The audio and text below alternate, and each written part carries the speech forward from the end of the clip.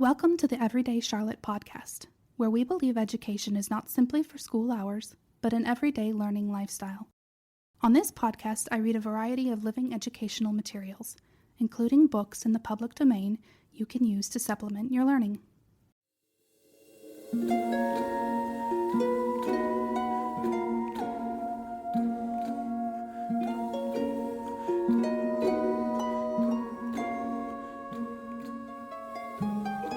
The Legend of Sleepy Hollow by Washington Irving. The Legend of Sleepy Hollow, found among the papers of the late Dietrich Knickerbocker. A pleasing land of drowsy head it was, of dreams that wave before the half-shut eye, and of gay castles in the clouds that pass, forever flushing round a summer sky. Castle of Indolence.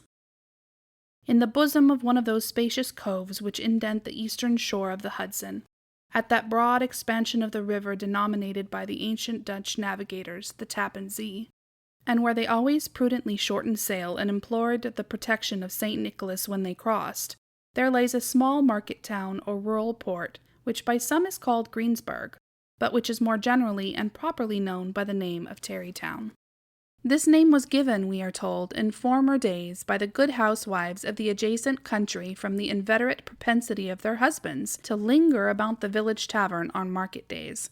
Be that as it may, I do not vouch for the fact, but merely advert to it for the sake of being precise and authentic. Not far from this village, perhaps about 2 miles, there is a little valley, or rather a lap of land, among high hills, which is one of the quietest places in the whole world. A small brook glides through it, with just murmur enough to lull one to repose, and the occasional whistle of a quail or tapping of a woodpecker is almost the only sound that ever breaks in upon the uniform tranquillity. I recollect that when a stripling my first exploit in squirrel shooting was in a grove of tall walnut trees that shades one side of the valley. I had wandered into it at noontime, when all nature is peculiarly quiet, and was startled by the roar of my own gun as it broke the Sabbath stillness around and was prolonged and reverberated by the angry echoes. If ever I should wish for a retreat, whither I might steal from the world and its distractions, and dream quietly away the remnant of a troubled life, I know of none more promising than this little valley.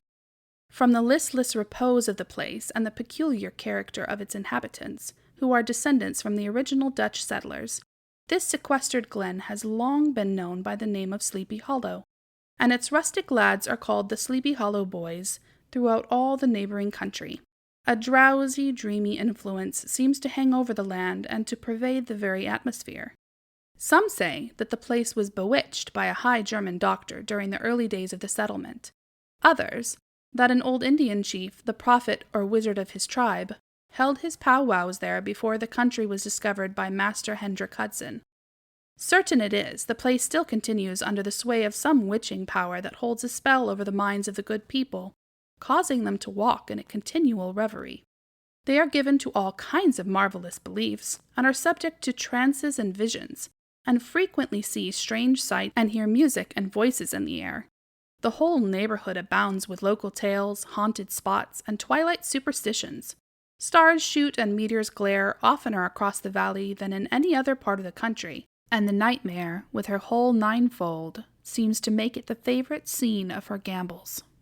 The dominant spirit, however, that haunts this enchanted region, and seems to be commander-in-chief of all the powers of the air, is the apparition of a figure on horseback without a head. It is said by some to be the ghost of a Hessian trooper, whose head had been carried away by a cannonball in some nameless battle during the Revolutionary War, and who was ever and anon seen by the country folk hurrying along in the gloom of night, as if on the wings of the wind. His haunts are not confined to the valley, but extend at times to the adjacent woods, and especially to the vicinity of a church at no great distance.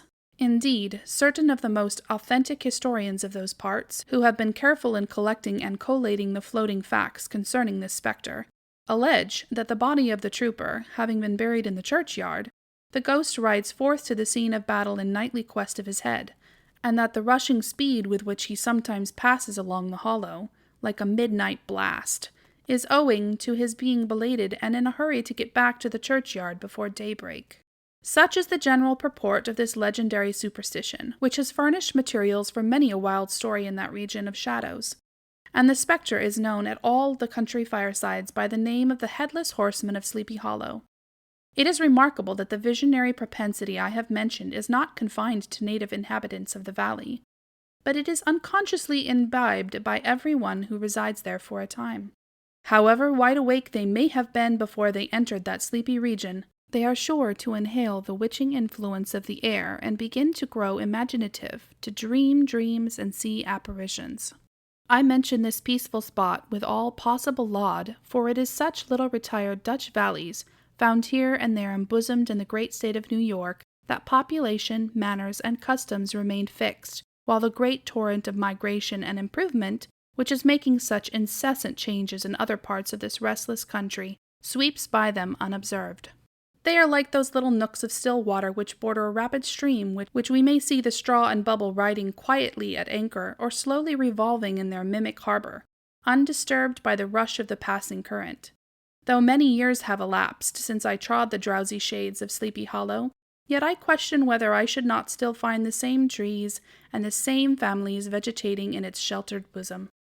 In this by place of nature there abode, in a remote period of American history, that is to say, some 30 years since, a worthy wight of the name of Ichabod Crane, who sojourned, or as he expressed it, tarried, in Sleepy Hollow for the purpose of instructing the children of the vicinity. He was native of Connecticut, a state which supplies the Union with pioneers for the mind as well as for the forest, and sends forth yearly its legions of frontier woodmen and country schoolmasters. The cognomen of Crane was not inapplicable to his person. He was tall, but exceedingly lank, with narrow shoulders, long arms and legs, hands that dangled a mile out of his sleeves, feet that might have served for shovels, and his whole frame most loosely hung together. His head was small and flat at top, with huge ears, large green glassy eyes, and a long snipe nose, so that it looked like a weathercock perched upon his spindle neck to tell which way the wind blew. To see him striding along the profile of a hill on a windy day, with his clothes bagging and fluttering about him, one might have mistaken him for the genius of famine descending upon the earth of some scarecrow eloped from a cornfield. His schoolhouse was a low building of one large room, rudely constructed of logs, the windows partly glazed and partly patched with leaves of old copy books. It was most ingeniously secured at vacant hours by a withe twisted in the handle of the door, and stakes set against the window shutters so that, though a thief might get in with perfect ease, he would find some embarrassment in getting out, an idea most probably borrowed by the architect, Joost van Houten, from the mystery of an eel-pot. The schoolhouse stood in a rather lonely but pleasant situation, just at the foot of a woody hill, with a brook running close by, and a formidable birch tree growing at one end of it. From hence the low murmur of his pupils' voices, conning over their lessons, might be heard a drowsy summer's day like the hum of a beehive, interrupted now and then by the authoritative voice of the master in the tone of menace or command. Peradventure, by the appalling sound of the birch as he urged some tardy loiterer along the flowery path of knowledge. Truth to say, he was a conscientious man, and ever bore in mind the golden maxim, spare the rod and spoil the child. Ichabod Crane's scholars certainly were not spoiled.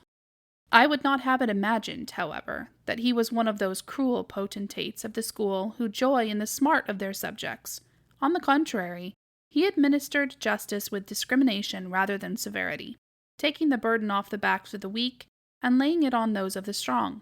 Your mere puny stripling that winced at the least flourish of the rod was passed by with indulgence, but the claims of justice were satisfied by inflicting a double portion on some little tough, wrong-headed, broad-skirted Dutch urchin who sulked and swelled and grew dogged and sullen beneath the birch. All this he called doing his duty by their parents, and he never inflicted a chastisement without following it by the assurance, so consolatory to the smarting urchin, that he would remember it and thank him for it in the longest day he had to live. When school hours were over, he was even the companion and playmate of the larger boys, and on holiday afternoons would convoy some of the smaller ones home who happened to have pretty sisters or good housewives or mothers noted for the comforts of the cupboard. Indeed, it behooved him to keep on good terms with his pupils. The revenue arising from his school was small, and would have been scarcely sufficient to furnish him with daily bread, for he was a huge feeder, and though lank, had the dilating powers of an anaconda, but to help out his maintenance he was, according to contrary customs in those parts, boarded and lodged at the houses of the farmers whose children he instructed.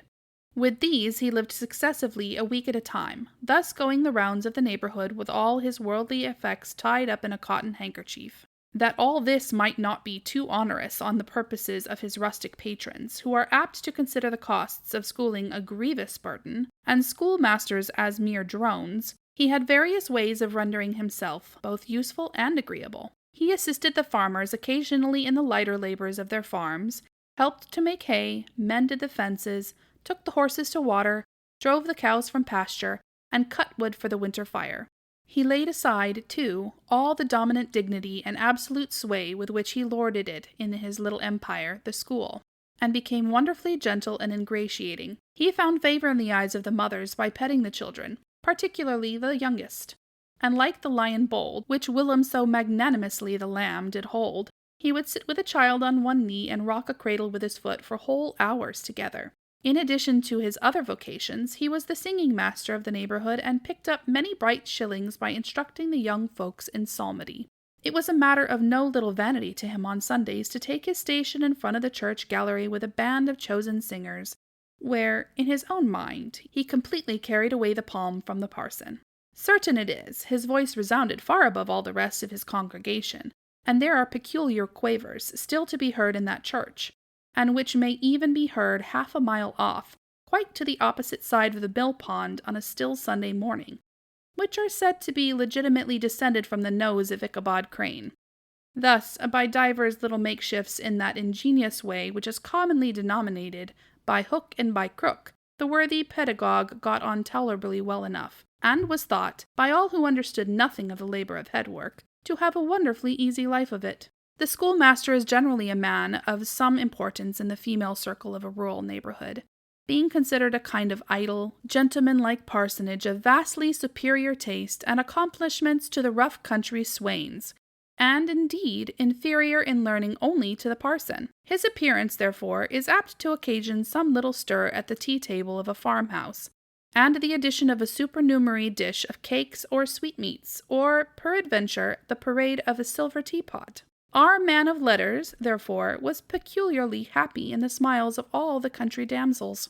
How he would figure among them in the churchyard between services on Sundays, gathering grapes from the wild vines that overrun their surrounding trees, reciting for their amusement all the epitaphs on the tombstones, or sauntering, with a whole bevy of them, along the banks of the adjacent mill pond, while the more bashful country bumpkins hung sheepishly back, envying his superior elegance and address.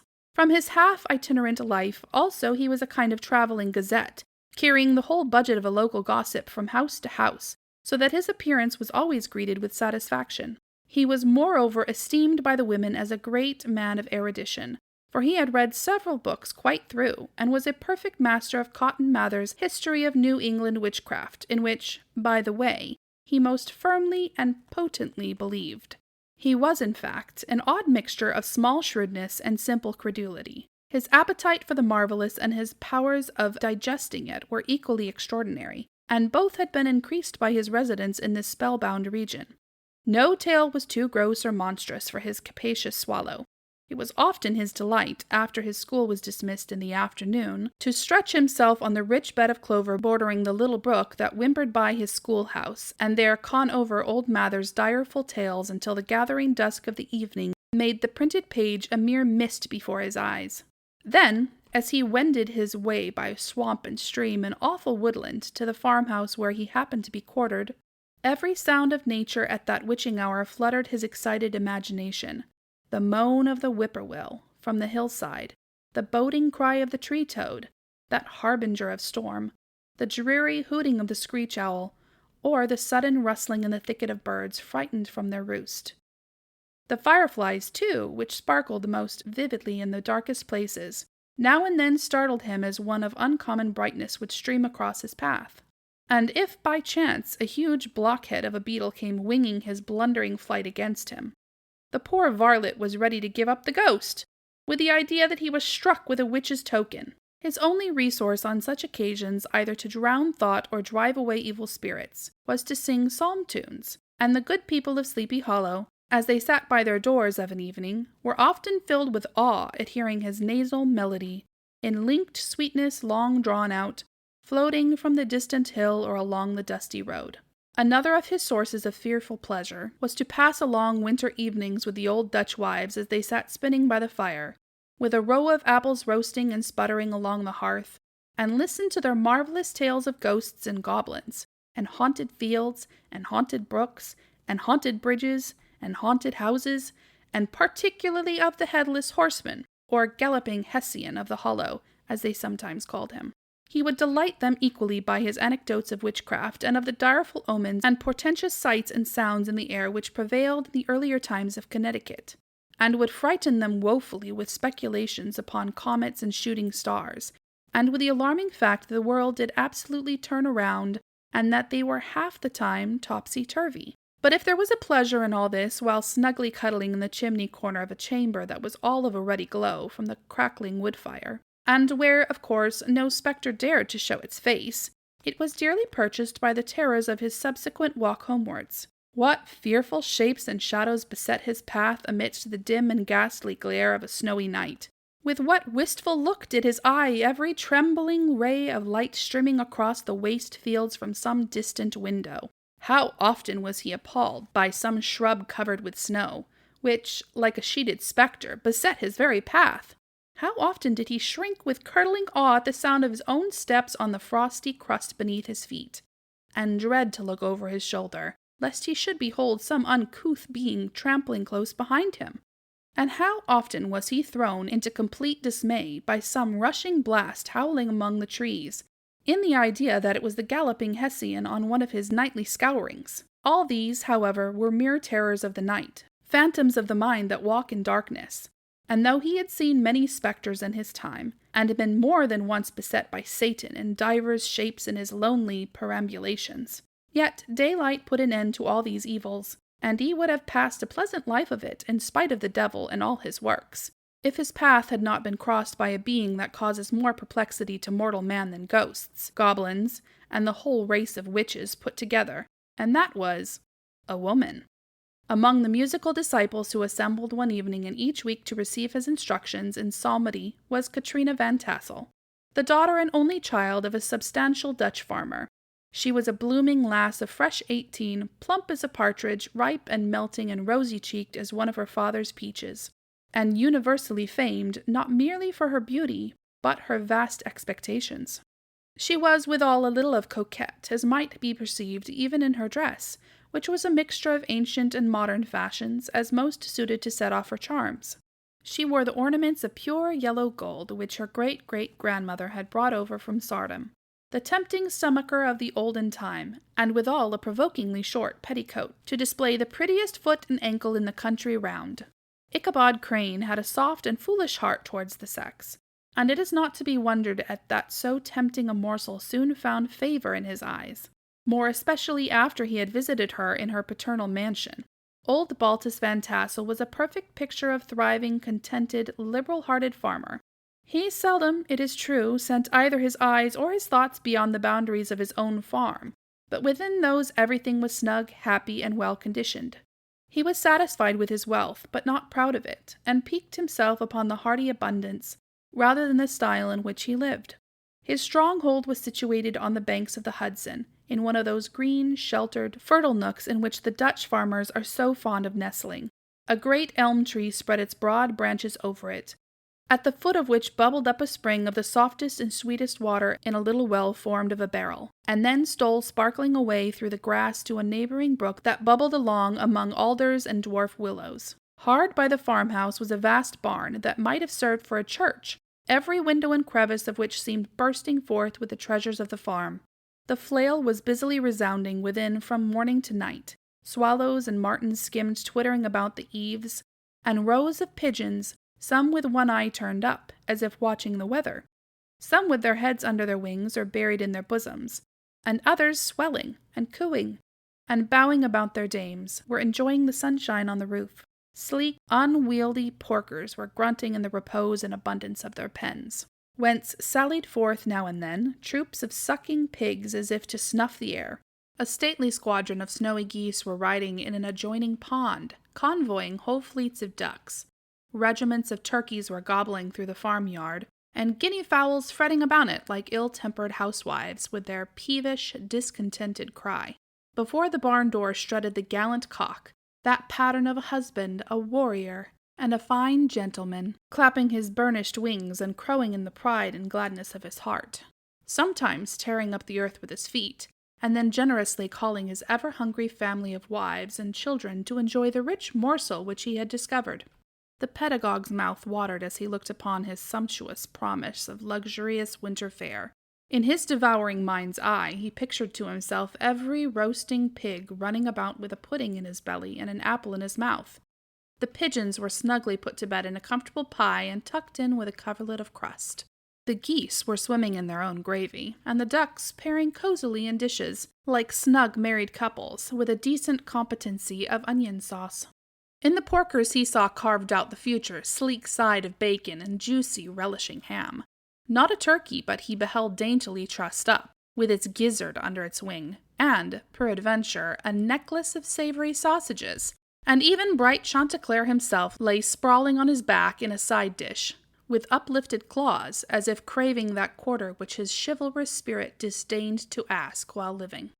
As the enraptured Ichabod fancied all this, and as he rolled his great green eyes over the fat meadow-lands, the rich fields of wheat, of rye, of buckwheat and Indian corn, and the orchards burdened with ruddy fruit, which surrounded the warm tenement of Van Tassel, his heart yearned after the damsel who was to inherit these domains, and his imagination expanded with the idea of how they might be readily turned into cash and the money invested in immense tracts of wild land and shingle palaces in the wilderness. Nay, his busy fancy already realized his hopes, and presented to him the blooming Katrina, with a whole family of children, mounted on the top of a wagon loaded with household trumpery, with pots and kettles dangling beneath, and he beheld himself bestriding a pacing mare, with a colt at her heels, setting out for Kentucky, Tennessee, or the Lord knows where. When he entered the house, the conquest of his heart was complete. It was one of those spacious farmhouses with high-ridged but low-sloping roofs, built in the style handed down from the first Dutch settlers, the low projecting eaves forming a piazza along the front, capable of being closed up in bad weather. Under this were hung flails, harnesses, various utensils of husbandry, and nets for fishing in the neighboring river. Benches were built along the sides for summer use, and a great spinning wheel at one end and a churn at the other showed the various uses to which this important porch might be devoted. From this piazza the wondering Ichabod entered the hall, which formed the center of the mansion and the place of usual residence. Here rows of resplendent pewter, ranged on a long dresser, dazzled his eyes. In one corner stood a huge bag of wool ready to be spun. In another a quantity of linsey woolsey, just from the loom. Ears of Indian corn and strings of dried apples and peaches hung in gay festoons along the walls, mingled with the gaud of red peppers, and a door left ajar gave him a peep into the best parlor, where the claw-footed chairs and dark mahogany tables shone like mirrors. Andirons, with their accompanying shovel and tongs, glistened from their covert of asparagus tops. Mock oranges and conch shells decorated the mantelpiece, and strings of various colored birds' eggs were suspended above it. A great ostrich egg was hung from the center of the room, and a corner cupboard, knowingly left open, displayed immense treasures of old silver and well-mended china. From the moment Ichabod laid his eyes upon these regions of delight, the peace of his mind was at an end, and his only study was how to gain the affections of the peerless daughter of Van Tassel. In this enterprise, however, he had more real difficulties than generally fell to the lot of a knight-errant of yore, who seldom had anything but giants, enchanters, fiery dragons, and such like easily conquered adversaries to contend with, and had to make his way merely through gates of iron and brass and walls of adamant to the castle keep, where the lady of his heart was confined, all which he achieved as easily as a man would carve his way to the center of a Christmas pie, and then the lady gave him her hand as a matter of course. Ichabod, on the contrary, had to win his way to the heart of a country coquette beset with a labyrinth of whims and caprices, which were forever presenting new difficulties and impediments, and he had to encounter a host of fearful adversaries of real flesh and blood, the numerous rustic admirers who beset every portal to her heart, keeping a watchful and angry eye upon each other, but ready to fly out in the common cause against any new competitor. Among these, the most formidable was a burly, roaring, and roistering blade of the name of Abraham, or, according to the Dutch abbreviation, Brom Van Brunt, the hero of the country round, which rang with his feats of strength and hardihood. He was broad-shouldered and double-jointed, with short, curly black hair and a bluff but not unpleasant countenance, having a mingled air of fun and arrogance. From his Herculean frame and great powers of limb, he had received the nickname of Brom Bones, by which he was universally known. He was famed for great knowledge and skill in horsemanship, being as dexterous on horseback as a Tartar.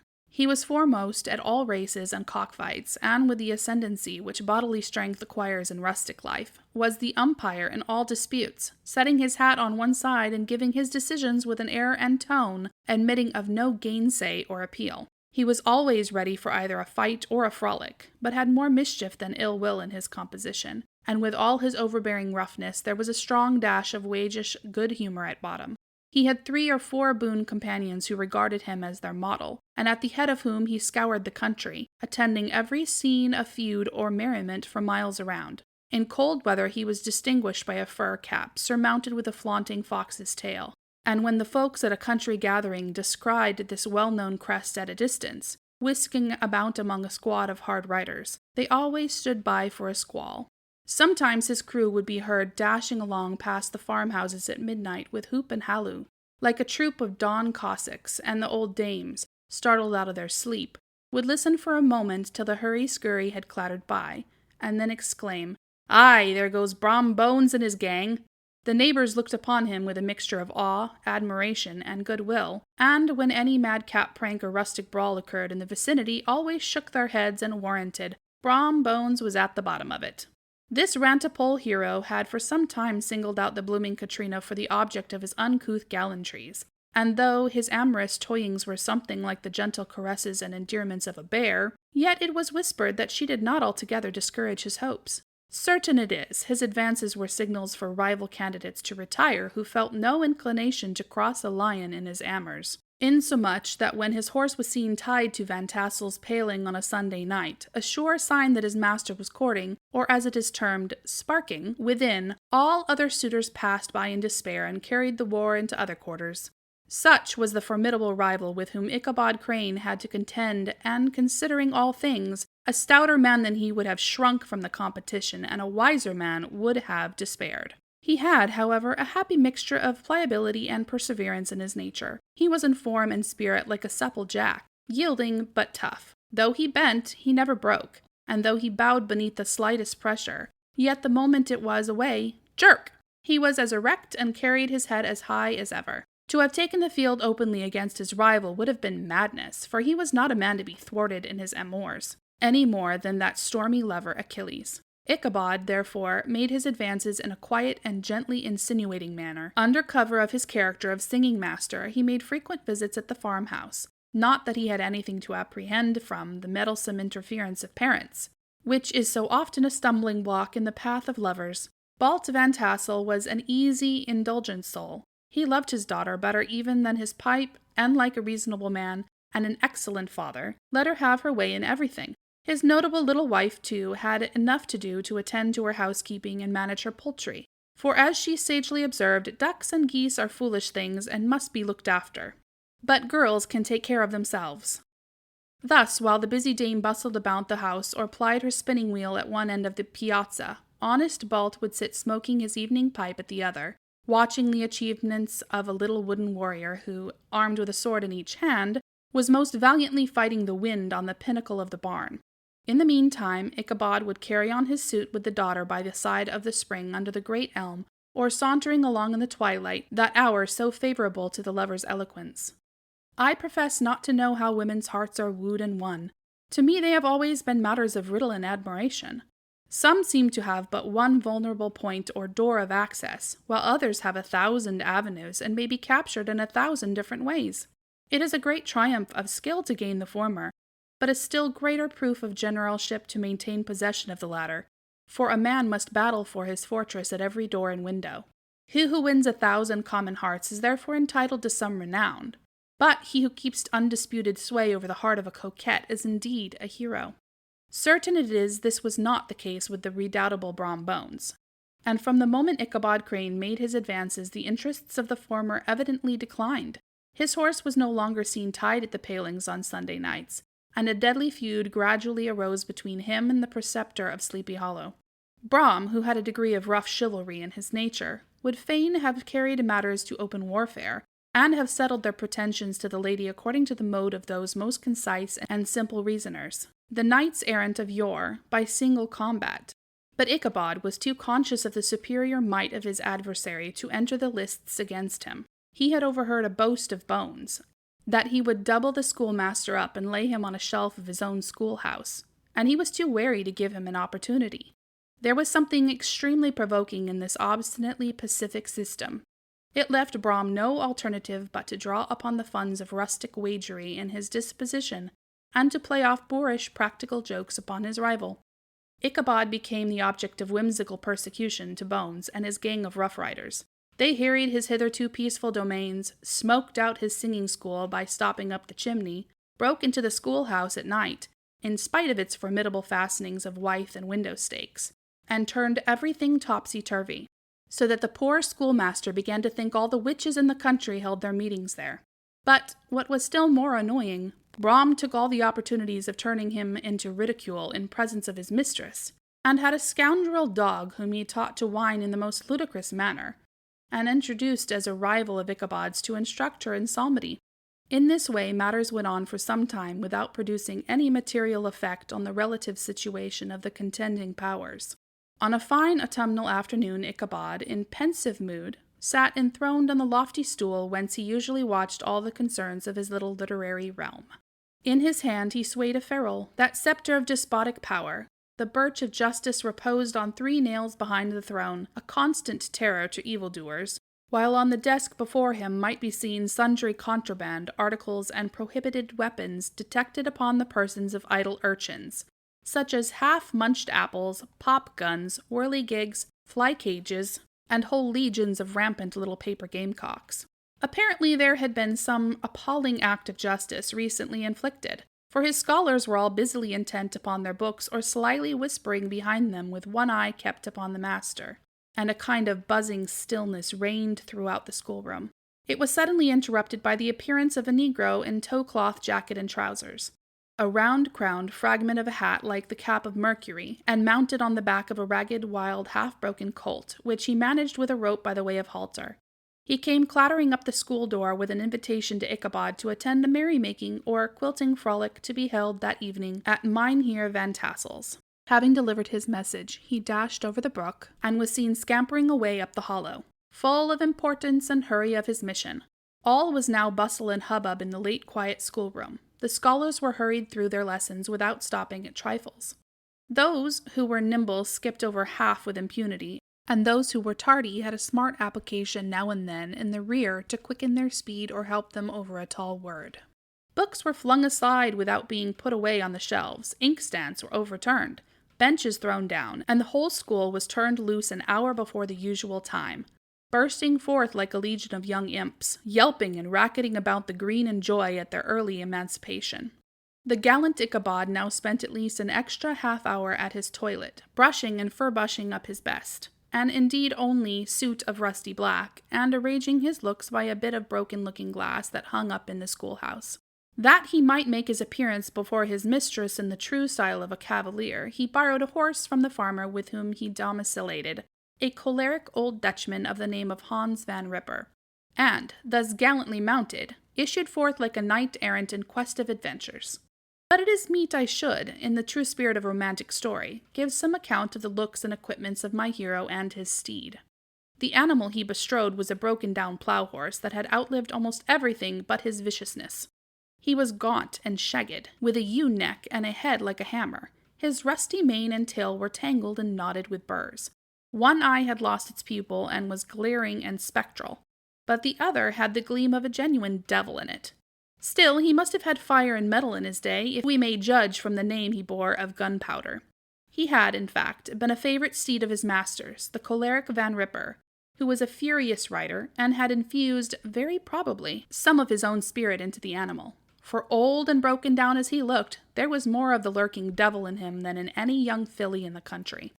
Ichabod was a suitable figure for such a steed.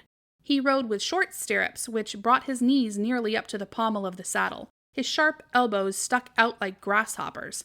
He carried his whip perpendicularly in his hand like a scepter, and as his horse jogged on, the motion of his arms was not unlike the flapping of a pair of wings.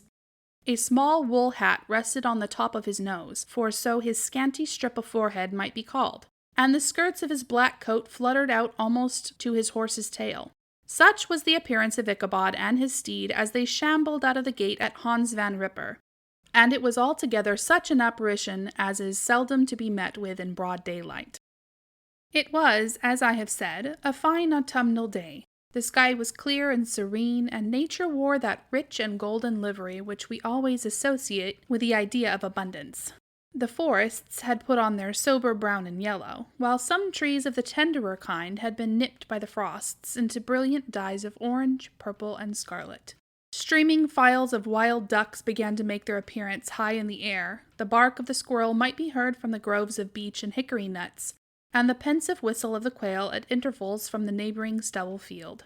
The small birds were taking their farewell banquets. In the fullness of their revelry they fluttered, chirping and frolicking from bush to bush and tree to tree, capricious from the very profusion and variety around them.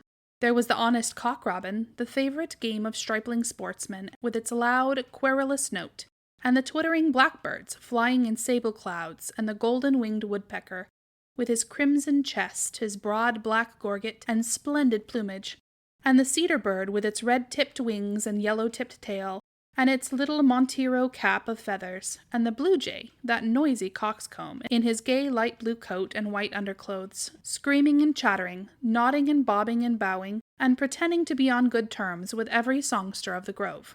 As Ichabod jogged slowly on his way, his eye, ever open to every symptom of culinary abundance, ranged with delight over the treasures of jolly autumn. On all sides he beheld vast stores of apples, some hanging in oppressive opulence on the trees, some gathered into baskets and barrels for the market, others heaped up in rich piles for the cider press. Farther on he beheld great fields of Indian corn, with its golden ears peeping from their leafy coverts, and holding out the promise of cakes and hasty pudding, and the yellow pumpkins lying beneath them, turning up their fair round bellies to the sun, and giving ample prospects of the most luxurious of pies. And anon he passed the fragrant buckwheat fields, breathing the odor of the beehive, and as he beheld them soft anticipation stole over his mind of dainty slapjacks, well buttered and garnished with honey, or treacle by the delicate little dimpled hand of Katrina Van Tassel. Thus feeding his mind with many sweet thoughts and sugared suppositions, he journeyed along the sides of a range of hills, which look out upon some of the goodliest scenes of the mighty Hudson. The sun gradually wheeled his broad disk down into the west. The wide bosom of the Tappan Zee lay motionless and glassy, excepting that here and there a gentle undulation waved and prolonged the blue shadow of the distant mountain. A few amber clouds floated in the sky without a breath of air to move them. The horizon was of a fine golden tint, changing gradually into a pure apple green, and from that into the deep blue of the mid-heaven. A slanting ray lingered on the woody crests of the precipices that overhung some parts of the river, giving greater depth to the dark gray and purple of their rocky sides. A sloop was loitering in the distance, dropping slowly down with the tide, her sail hanging uselessly against the mast, and as the reflection of the sky gleamed along the still water, it seemed as if the vessel was suspended in the air. It was toward evening that Ichabod arrived at the castle of the Heer Van Tassel, which he found thronged with the pride and flower of the adjacent country. Old farmers, a spare leathern-faced race, in homespun coats and breeches, blue stockings, huge shoes, and magnificent pewter buckles, their brisk, withered little dames in close-crimped caps, long-waisted short gowns, homespun petticoats, with scissors and pincushions and gay calico pockets hanging on the outside. Buxom lasses, almost as antiquated as their mothers, excepting where a straw hat, a fine ribbon, or perhaps a white frock gave symptoms of city innovation. The sons in short square-skirted coats with rows of stupendous brass buttons, and their hair generally queued in the fashion of the times, especially if they could procure an eel skin for the purpose. it being esteemed throughout the country as a potent nourisher and strengthener of the hair. Brom Bones, however, was the hero of the scene, having came to the gathering on his favorite steed Daredevil, a creature, like himself, full of mettle and mischief, and which no one but himself could manage. He was, in fact, noted for preferring vicious animals, given to all kinds of tricks, which kept the rider in constant risk of his neck, for he held a tractable, well-broken horse as unworthy of a lad of spirit. Fain would I pause to dwell upon the world of charms that burst upon the enraptured gaze of my hero as he entered the state parlor of Van Tassel's mansion, not those of the bevy of buxom lasses with their luxurious display of red and white, but the ample charms of a genuine Dutch country tea-table in the sumptuous time of autumn. Such heaped-up platters of cakes of various and almost indescribable kinds, known only to experienced Dutch housewives. There was the dowdy doughnut, the tenderer olie koek, and the crisp and crumbling cruller, sweet cakes and short cakes, ginger cakes and honey cakes, and the whole family of cakes. And then there were apple pies, and peach pies, and pumpkin pies, besides slices of ham and smoked beef, and, moreover, delectable dishes of preserved plums and peaches and pears and quinces, not to mention broiled shad and roasted chickens, together with bowls of milk and cream, all mingled higgledy-piggledy, pretty much as I have enumerated them, with the motherly teapot sending up its clouds of vapor from the midst. Heaven bless the mark! I want breath and time to discuss this banquet as it deserves, and am too eager to get on with my story. Happily, Ichabod Crane was not in so great a hurry as his historian, but did ample justice to the every dainty. He was a kind and thankful creature whose heart dilated in proportion as his skin was filled with good cheer, and whose spirits rose with eating as some men's do with drink. He could not help, too, rolling his large eyes around him as he ate, and chuckling with the possibility that he might one day be lord of all this scene of almost unimaginable luxury and splendor. Then, he thought, how soon he'd turn his back upon the old schoolhouse, snap his fingers in the face of Hans Van Ripper and every other niggardly patron, and kick any itinerant pedagogue out of doors that should dare to call him comrade. Old Baltus Van Tassel moved about among his guests with a face dilated with content and good humor, round and jolly as the harvest moon. His hospitable attentions were brief, but expressive, being confined to a shake of the hand, a slap on the shoulder, a loud laugh, and a pressing invitation to fall to and help themselves. And now the sound of music from the common room, or hall, summoned to the dance. The musician was an old gray-headed Negro who had been the itinerant orchestra of the neighborhood for more than half a century. His instrument was as old and battered as himself. The greater part of the time he scraped on 2 or 3 strings, accompanying every movement of the bow with a motion of the head, bowing almost to the ground and stamping with his foot whenever a fresh couple were to start. Ichabod prided himself upon his dancing as much as upon his vocal powers. Not a limb, not a fibre about him was idle, and to have seen his loosely hung frame in full motion and clattering about the room, you would have thought that St. Vitus himself, that blessed patron of the dance, was figuring before you in person. He was the admiration of all the Negroes who, having gathered of all ages and sizes, from the farm in the neighborhood, stood forming a pyramid of shining black faces at every door and window, gazing with delight at the scene, rolling their white eyeballs and showing grinning rows of ivory from ear to ear. How could the flogger of urchins be otherwise than animated and joyous? The lady of his heart was his partner in the dance, and smiling graciously in reply to all his amorous oglings, while Brom Bones, sorely smitten with love and jealousy, sat brooding by himself in one corner. When the dance was at an end, Ichabod was attracted to a knot of the Sager folks, who, with old Van Tassel, sat smoking at one end of the piazza, gossiping over former times, and drawing out long stories about the war. This neighborhood, at the time of which I am speaking, was one of those highly favored places which abound with chronicle and great men. The British and American line had run near it during the war. It had therefore been the scene of marauding and infested with refugees, cowboys, and all kinds of border chivalry. Just sufficient time had elapsed to enable each storyteller to dress up his tale with a little becoming fiction, and in the instinctness of his recollection to make himself the hero of every exploit. There was the story of the Doffue Marteling, a large blue-bearded Dutchman who had nearly taken a British frigate with an old iron 9-pounder from a mud breastwork, only that his gun burst at the 6th discharge, and there was an old gentleman who shall be nameless, being too rich a mynheer to be lightly mentioned, who in the Battle of White Plains, being an excellent master of defence, parried a musket ball with a small sword, insomuch that he absolutely felt it whiz round the blade and glance off at the hilt, in proof of which he was ready at any time to show the sword, with the hilt a little bent. There were several more that had been equally great in the field, not one of whom but was persuaded that he had a considerable hand in bringing the war to a happy termination. But all these were nothing to the tales of ghosts and apparitions that succeeded. The neighborhood is rich in legendary treasures of the kind. Local tales and superstitions thrive best in these sheltered, long-settled retreats, but are trampled underfoot by the shifting throng that forms the population of most of our country places. Besides, there is no encouragement for ghosts in most of our villages, for they have scarcely had time to finish their first nap and turn themselves in their graves before their surviving friends have traveled away from the neighborhood, so that when they turn out at night to walk their rounds they have no acquaintance left to call upon. This is perhaps the reason why we so seldom hear of ghosts, except in our long-established Dutch communities. The immediate cause, however, of the prevalence of supernatural stories in these parts was doubtless owing to the vicinity of Sleepy Hollow. There was a contagion in the very air that blew from the haunted region. It breathed forth an atmosphere of dreams and fancies infecting all the land. Several of the Sleepy Hollow people were present at Van Tassel's, and, as usual, were doling out their wild and wonderful legends.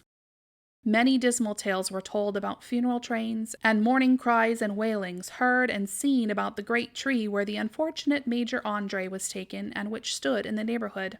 Some mention was made also of the woman in white that haunted the dark glen at Raven Rock, and was often heard to shriek on winter nights before a storm, having perished there in the snow. The chief part of the stories, however, turned upon the favorite spectre of Sleepy Hollow, the Headless Horseman, who had been heard several times of late patrolling the country, and, it was said, tethered his horse nightly among the graves in the churchyard. The sequestered situation of this church seems always to have made it a favorite haunt of troubled spirits. It stands on a knoll surrounded by locust trees and lofty elms, from among which its decent whitewashed walls shine modestly forth, like Christian purity beaming through the shades of retirement. A gentle slope descends from it to a silver sheet of water bordered by high trees, between which peeps may be caught at the blue hills of the Hudson. To look upon its grass-grown yard, where the sunbeams seem to sleep so quietly, one would think that there at least the dead might rest in peace. On one side of the church extends a wide woody dell, along which raves a large brook among broken rocks and trunks of fallen trees. Over a deep black part of the stream, not from the church, was formerly thrown a wooden bridge. The road that led to it and the bridge itself were thickly shaded by overhanging trees, which cast a gloom about it even in the daytime, but occasioned a fearful darkness at night. Such was one of the favorite haunts of the Headless Horseman, and the place where he was most frequently encountered. The tale was told of old Brower, a most heretical disbeliever in ghosts, how he met the horseman returning from his foray into Sleepy Hollow, and was obliged to get up behind him, how they galloped over bush and brake, over hill and swamp, until they reached the bridge, when the horseman suddenly turned into a skeleton, threw old Brower into the brook, and sprang away over the treetops with a clap of thunder. This story was immediately matched by a thrice marvelous adventure of Brom Bones, who made light of the galloping Hessian as an ardent jockey. He affirmed that on returning one night from the neighboring village of Sing Song, he had been overtaken by this midnight trooper, that he had offered to race with him for a bowl of punch, and should have won it too, for Daredevil beat the goblin horse all hollow, but just as they came to the church bridge the Hessian bolted and vanished in a flash of fire. All these tales, told in that drowsy undertone with which men talk in the dark, the countenances of the listeners only now and then receiving a casual gleam from the glare of a pipe, sank deep in the mind of Ichabod. He repaid them in kind with large extracts from his invaluable author, Cotton Mather, and added many marvelous events that had taken place in his native state of Connecticut, and fearful sights which he had seen in his nightly walks about Sleepy Hollow. The revel now gradually broke up. The old farmers gathered together their families and their wagons, and were heard for some time rattling along the hollow roads and over the distant hills. Some of the damsels, mounted on pillions behind their favorite swains, and their light-hearted laughter, mingling with the clatter of hoofs, echoed along the silent woodlands, sounding fainter and fainter until they gradually died away, and the late scene of noise and frolic was all silent and deserted. Ichabod only lingered behind, according to the custom of country lovers, to have a tete-a-tete with the heiress, fully convinced that he was now on the high road to success. What passed at this interview I will not pretend to say, for in fact I do not know. Something, however, I fear me, must have gone wrong, for he certainly sallied forth, after no very great interval, with an air quite desolate and chop-fallen. Oh, these women, these women! Could that girl have been playing off any of her coquettish tricks? Was her encouragement of the poor pedagogue all a mere sham to secure her conquest of his rival? Heaven only knows, not I. Let it suffice to say, Ichabod stole forth with the air of one who had been sacking a hen-roost rather than a fair lady's heart. Without looking to the right or left to notice the scene of rural wealth on which he had so often gloated, he went straight to the stable, and with several hearty cuffs and kicks roused his steed most uncourteously from the comfortable quarters in which he was soundly sleeping, dreaming of mountains of corn and oats and whole valleys of timothy and clover. It was the very witching time of night that Ichabod, heavy-hearted and crestfallen, pursued his travel homeward along the sides of the lofty hills which rise above Tarrytown, and which he had traversed so cheerily in the afternoon. The hour was as dismal as himself. Far below him the Tappan Zee spread its dusky and indistinct waste of waters, with here and there the tall mast of sloop riding quietly at anchor under the land. In the dead hush of midnight he could even hear the barking of the watching dog from the opposite shore of the Hudson, but it was so vague and faint as only to give an idea of his distance from this faithful companion of man.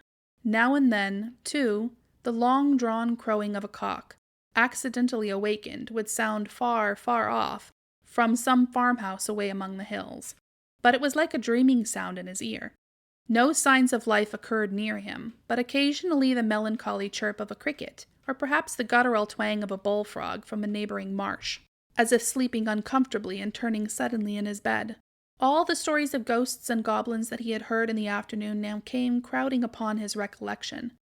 The night grew darker and darker.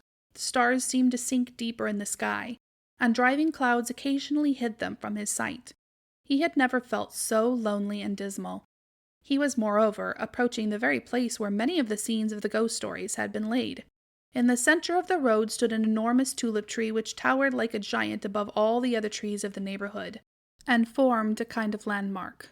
Its limbs were gnarled and fantastic, large enough to form trunks for ordinary trees, twisting down almost to the earth and rising again into the air. It was connected with the tragical story of the unfortunate Andre, who had been taken prisoner hard by and was universally known by the name of Major Andre's tree. The common people regarded it with a mixture of respect and superstition, partly out of sympathy for the fate of its ill-starred namesake, and partly from the tales of strange sights and doleful lamentations told considering it. As Ichabod approached this fearful tree, he began to whistle. He thought his whistle was answered. It was but a blast sweeping sharply through the dry branches. As he approached a little nearer, he thought he saw something white hanging in the midst of the tree. He paused and ceased whistling, but on looking more narrowly perceived that it was a place where the tree had been scathed by lightning and the white wood laid bare. Suddenly he heard a groan. His teeth chattered and his knees smote against the saddle. It was but the rubbing of one huge bough upon another as they were swayed about by the breeze. He passed the tree in safety, but new perils lay before him. About 200 yards from the tree a small brook crossed the road and ran into a marshy and thickly wooded glen known by the name of Wiley's Swamp. A few rough logs laid side by side served for a bridge over this stream. On that side of the road where the brook entered the wood, a group of oaks and chestnut, matted thick with wild grapevines, threw a cavernous gloom over it. To pass this bridge was the severest trial. It was at this identical spot that the unfortunate Andre was captured, and under the covert of those chestnuts and vines were the sturdy yeomen concealed who surprised him. This has ever since been considered a haunted stream, and fearful are the feelings of a schoolboy who has to pass it alone after dark. As he approached the stream, his heart began to thump.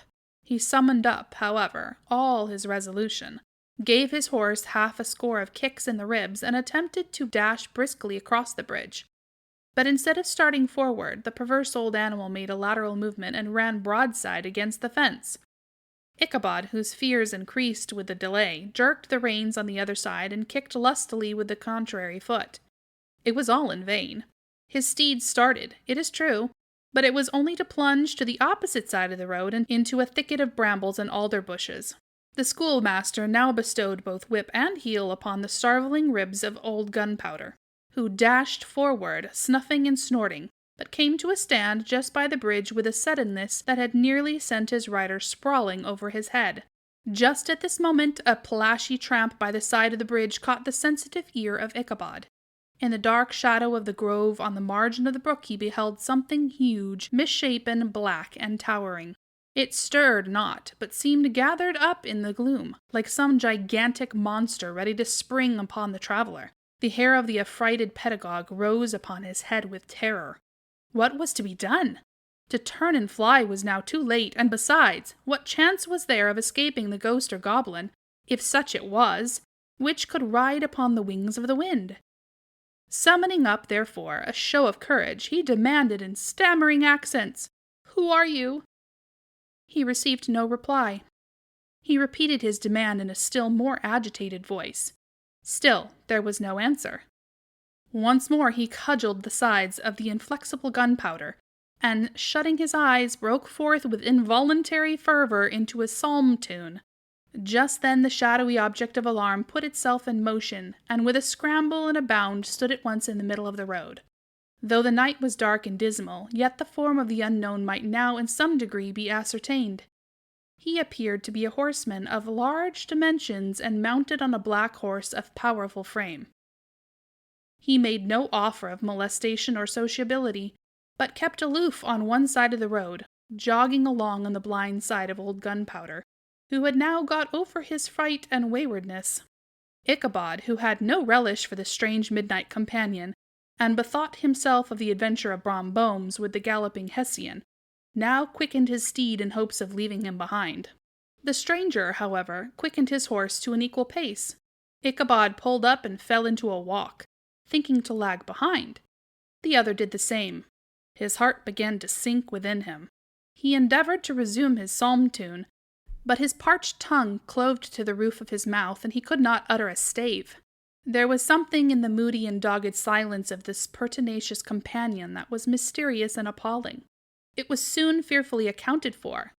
On mounting a rising ground which brought the figure of his fellow traveller in relief against the sky, gigantic in height and muffled in a cloak, Ichabod was horror-struck on perceiving that he was headless.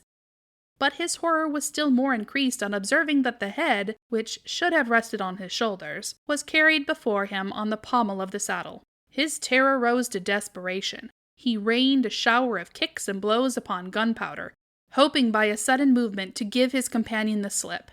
But the spectre started full jump with him. Away, then, they dashed through thick and thin, stones flying and sparks flashing at every bound. Ichabod's flimsy garments fluttered in the air as he stretched his long, lank body away over his horse's head in the eagerness of his flight. They had now reached the road which turns off to Sleepy Hollow, but Gunpowder, who seemed possessed with a demon, instead of keeping up it, made an opposite turn and plunged headlong downhill to the left. This road leads through a sandy hollow shaded by trees for about a quarter of a mile, where it crosses the bridge famous in goblin story, and just beyond swells the green knoll on which stands the whitewashed church. As yet the panic of the steed had given his unskilful rider an apparent advantage in the chase, but just as he had got halfway through the hollow the girths of the saddle gave way, and he felt it slipping from under him. He seized it by the pommel and endeavoured to hold it firm, but in vain, and had just time to save himself by clasping old Gunpowder round the neck, when the saddle fell to the earth, and he heard it trampled underfoot by his pursuer. For a moment the terror of Hans Van Ripper's wrath passed across his mind, for it was his Sunday saddle. But this was no time for petty fears. The goblin was hard on his haunches, and, unskilled rider that he was, he had much ado to maintain his seat, sometimes slipping on one side, sometimes on another, and sometimes jolted on the high ridge of his horse's backbone with a violence that he verily feared would cleave him asunder. An opening in the trees now cheered him with the hopes that the church bridge was at hand. The wavering reflection of a silver star in the bosom of the brook told him that he was not mistaken. He saw the walls of the church dimly glaring under the trees beyond. He recollected the place where Brom Bones' ghostly competitor had disappeared. If I can but reach that bridge, thought Ichabod, I am safe. Just then he heard the black steed panting and blowing close behind him. He even fancied that he felt his hot breath.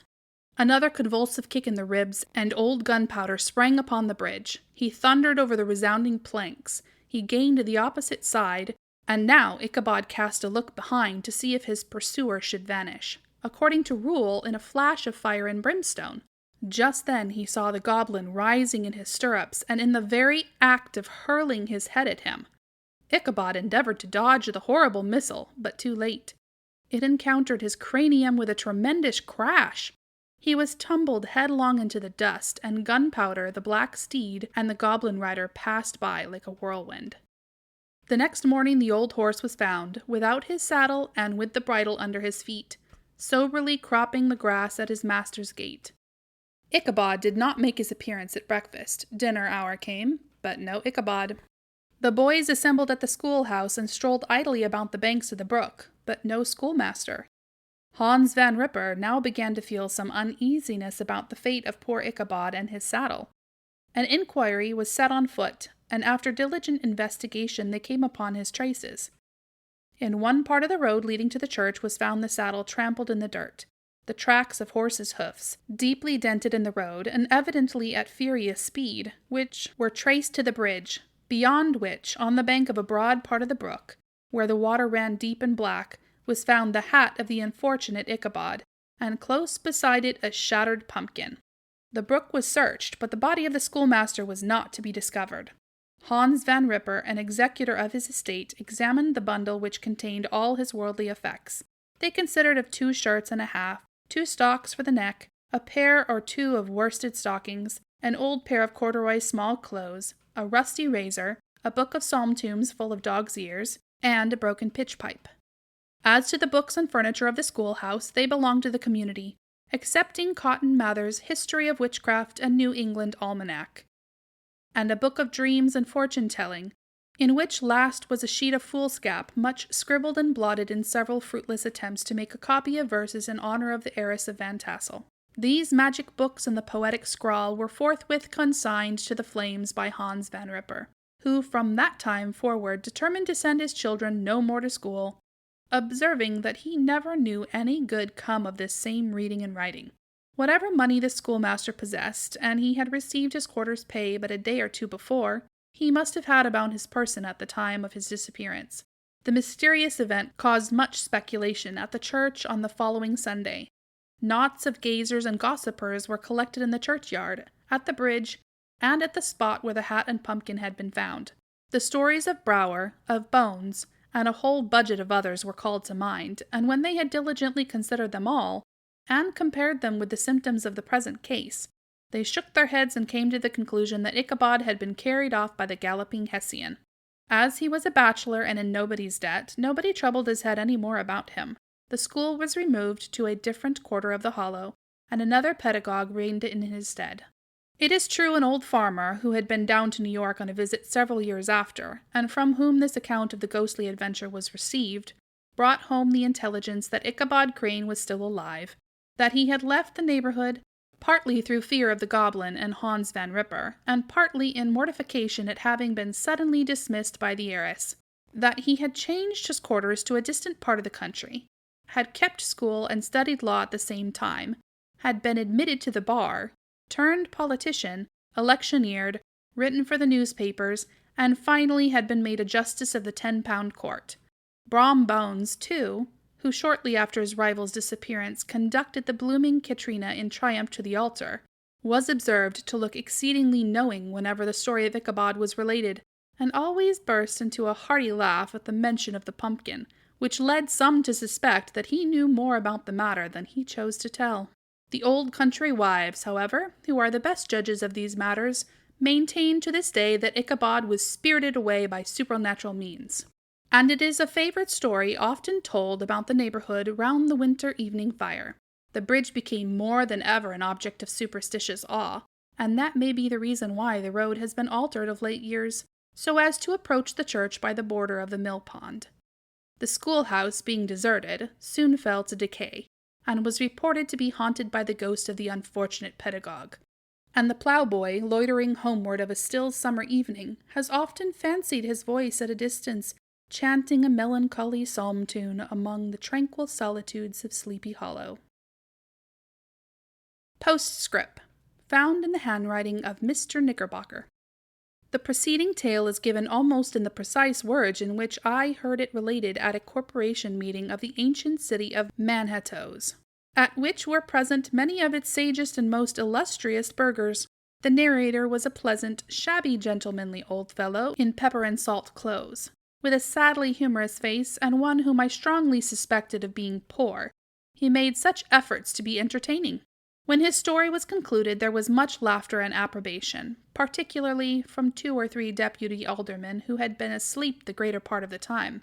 There was, however, one tall, dry-looking old gentleman, with beetling eyebrows, who maintained a grave and rather severe face throughout, now and then folding his arms, inclining his head, and looking down upon the floor, as if turning a doubt over in his mind. He was one of your wary men, who never laugh but upon good grounds, when they have reason and the law on their side. When the mirth of the rest of the company had subsided and silence was restored, he leaned one arm on the elbow of his chair, and, sticking the other akimbo, demanded, with a slight but exceedingly sage motion of the head and contraction of the brow, what was the moral of the story, and what it went to prove. The storyteller, who was just putting a glass of wine to his lips as a refreshment after his toils, paused for a moment, looked at his inquirer with an air of infinite deference, and, lowering the glass slowly to the table, observed that the story was intended most logically to prove that there is no situation in life but has its advantages and pleasures, provided we will but take a joke as we find it. That, therefore, he that runs races with goblin troopers is likely to have rough riding of it. Ergo, for a country schoolmaster to be refused the hand of a Dutch heiress is a certain step to high preferment in the state. The cautious old gentleman knit his brows tenfold closer after this explanation, being sorely puzzled by the ratiocination of the syllogism, while methought the one in pepper and salt eyed him with something of a triumphant leer. At length he observed that all this was very well, but still he thought the story a little on the extravagant. There were 1 or 2 points on which he had his doubts. "Faith, sir," replied the storyteller, "as to that matter, I don't believe one half of it myself." Thank you for listening to The Legend of Sleepy Hollow by Washington Irving on the Everyday Charlotte podcast. Come back next week. I have many more great books to share with you.